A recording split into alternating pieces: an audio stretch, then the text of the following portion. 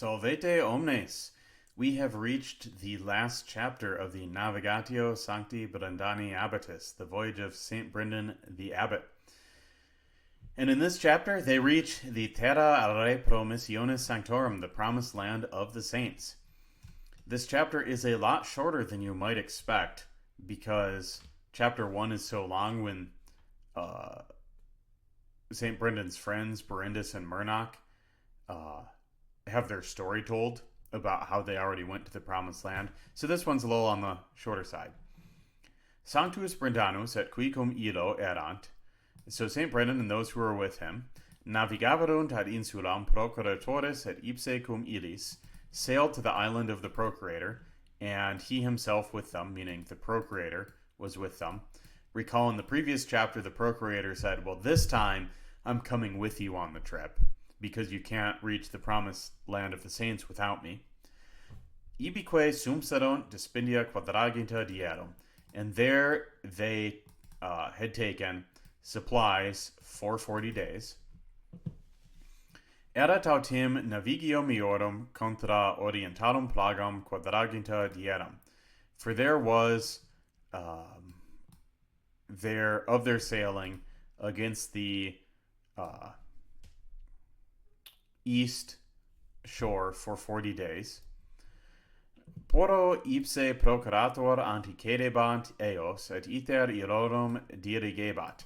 Further, the procurator himself went before them and directed their trip. Transactis vero diebus quadraginta, vespere imminente. So having 40 days having gone by, with evening imminent, quae peruit eus caligo grandes, so a great cloud or a great fog covered them, ita ut vix alter alterum potuisit videre, so that they could barely see one another, or one could barely see another. And this is similar to what we saw in chapter 1, where we're told that the fog made it so you could barely see the prow or the stern of the ship. Procurator autem ait Sancto Brendano, scitis quaest ista caligo. So the procurator said to St. Brendan, do you know what this fog is?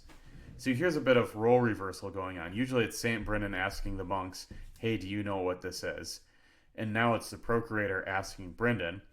Et Sanctus Brendanus ait, quae St. Brendan said, what is it? Tunc ait ille, then that one said, Iste caligo circuit illam insulam quam quaeritis perceptum annus. So this fog goes around that island which you sought for 7 years. So they're searching for an island that they can't get to without the procurator because it's surrounded by a fog. And on a historical level, this really tells you that there's something miraculous about this island, because these monks are sailing towards anything that looks interesting. They even go by like a volcano that's the entrance to hell. You'd think they'd see a great fog and be like, well, let's sail through it and see what's on the other side. Especially since he knew that the promised land of the saints lied through a cloud. Perhaps the cloud here represents like the cloud of death in our own lives, where you can't get to paradise, the promised land, without passing through it. And there's kind of this individual way in which you pass through the cloud. They could barely see one another. They all travel together, like in the same way that we all travel life together in the church, yet the experience of dying is rather individualized. Post spatium vero unius orae, so after the space of an hour, iterum circumfulsit illos lux ingens. So after the space of 1 hour, a giant light shone around them again. At navis statit ad litus, and the ship arrived to the shore. So adding to the idea of this mist representing death is that it starts out like very dark, evening is imminent, but then as they travel through the cloud, they're surrounded by a bright light. Poro ascendentibus de navi, so further, having ascended out of the boat, viderunt terram spatiosum ac plenum arboreibus pomiferis sicut in tempore autumnale. They saw a land spacious and full of fruit-bearing trees, sicut in just like in autumn time. So there's interesting contrast here. In the previous page, we're told that evening was imminent, and now they get to the promised land, and it's in the time of autumn. So both evening and autumn have this aspect where they're the maturation of something, where time has become mature, but there's also this passing away into darkness, right? After autumn comes winter, after evening comes night. But the difference here is that here it's always autumn time. Things have reached their end, in that in the eschatological state, in the final state, for those who are in Christ, who are saved, we reach our final state, we reach our end, which is to be made complete again and to see God as he is. And then there's no passing away after having reached that end. I think that's what the author of the Nāvigātiō is getting to by including those two details. Cum autin circuibant illam terram, so then having gone around that land, nihil affuit illis nox. So night did not bring, nothing brought night to them. Or no night came to them. How do I gloss affuit? Was present. Yeah, no night was present to them. And it has to be that, because nox is in the nominative there. If it was nothing of night, then it would be noctis. So, no night was present to them. Accipiebant tantum de pomis, et de fontibus bibebant. So they accepted much, or however much they wanted, of the fruits, and drinking of the font. Et ita per quadraginta dies perlustrabant totum terram, et non poterant finem irius invenere. So we've got this verb perlustrabant, they were wandering through.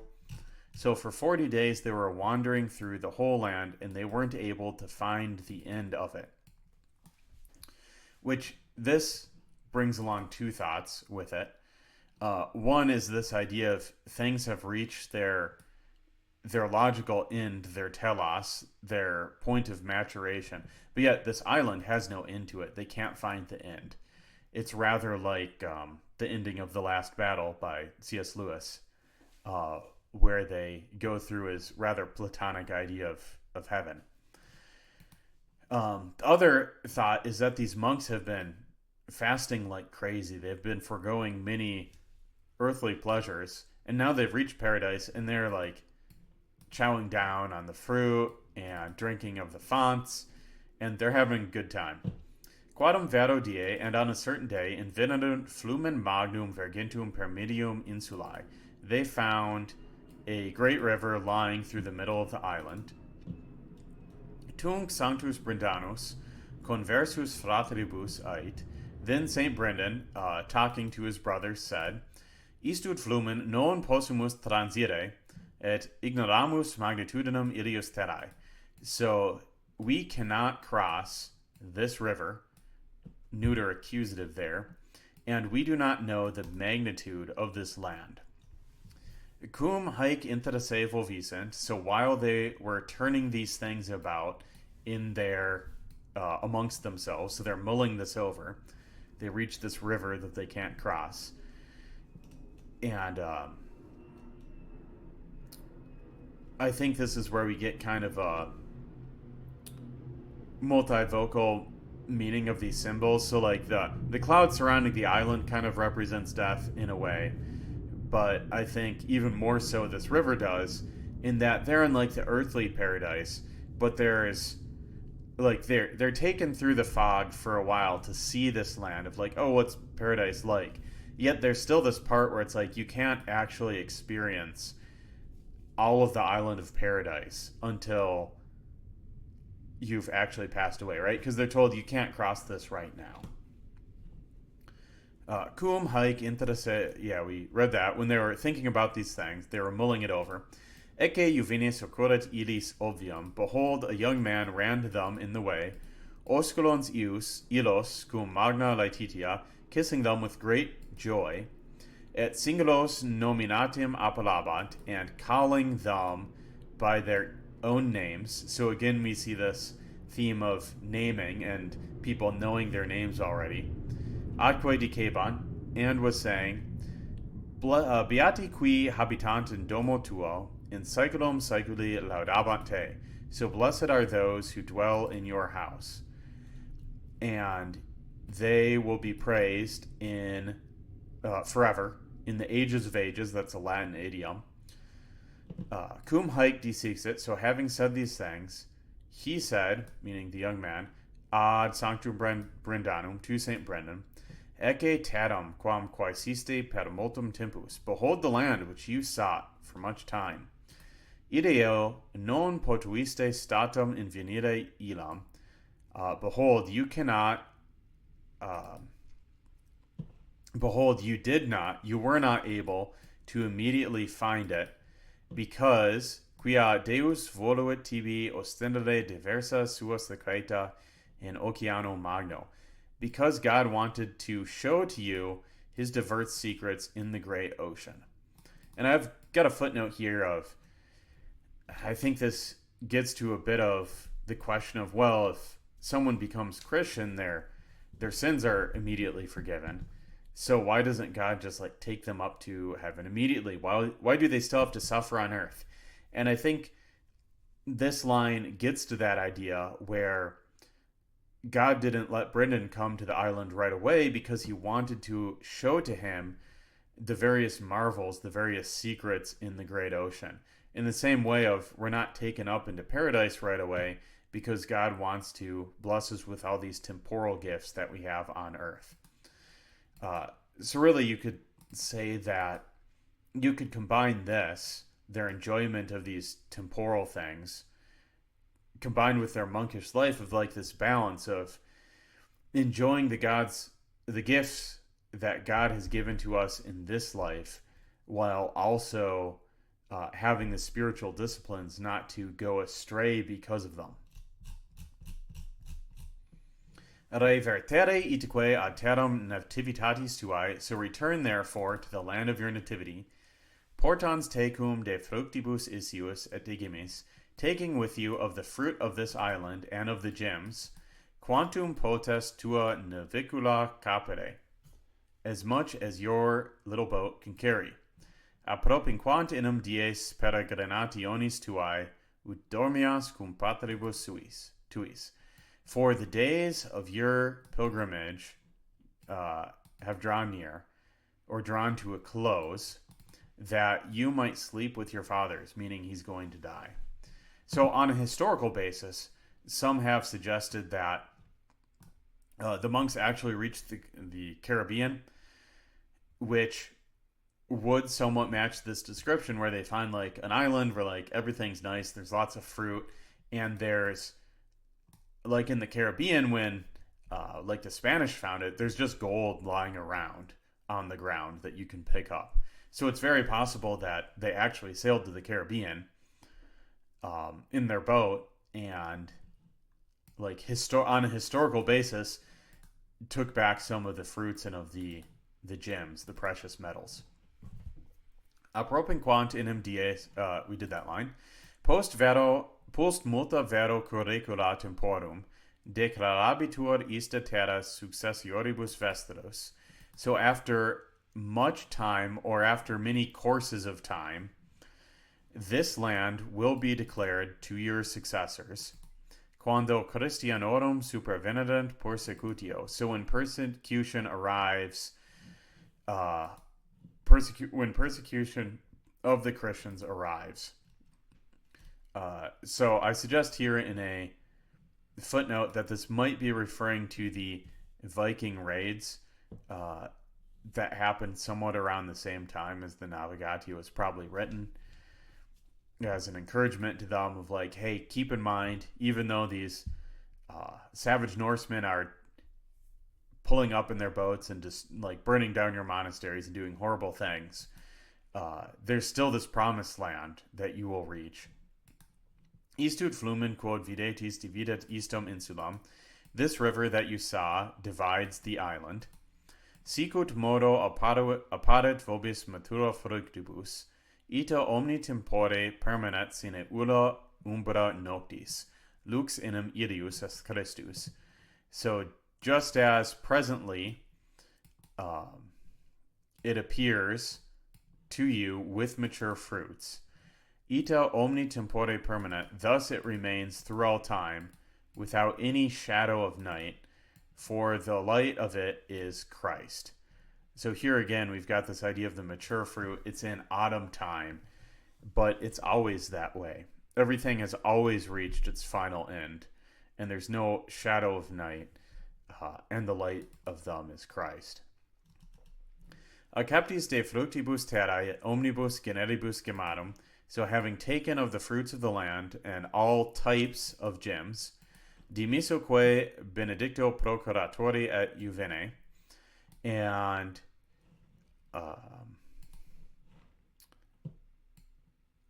having given a benediction to the procurator and the young man, Saint Brendan with his brothers ascended into the boat and began to sail through the middle of the cloud. That's the coligo, the cloud or the mist. Cum autem per transisent, venerunt ad insulam quae vocator deliciarum, and when they had passed through it, they came to the island which is called Delicious, or the island of delights, which is one of the islands they started out on at the beginning of the book. Ibique trium dierum hospitium peregerant. So there they peregerant, I guess would be like carried out, enjoyed, completed 3 days of hospitality. Et accepta benedictione sanctus Brendanus recto itinere ad locum suum reversus est. So then, having accepted a benediction, Saint Brendan returned to his place, meaning his fatherland, by a straight course. And that takes us to the end of the Nāvigātiō. Here's the bibliography in case you want further reading. So this article from Medium Ivum by J. Carney gives some additional details on basically the first 2 pages with how some of the very Celtic things work out with like Brendan's parentage and that. The Dickinson commentary is available. I consulted it while constructing this book. And then Carl Selmer has the critical text that you can buy of this.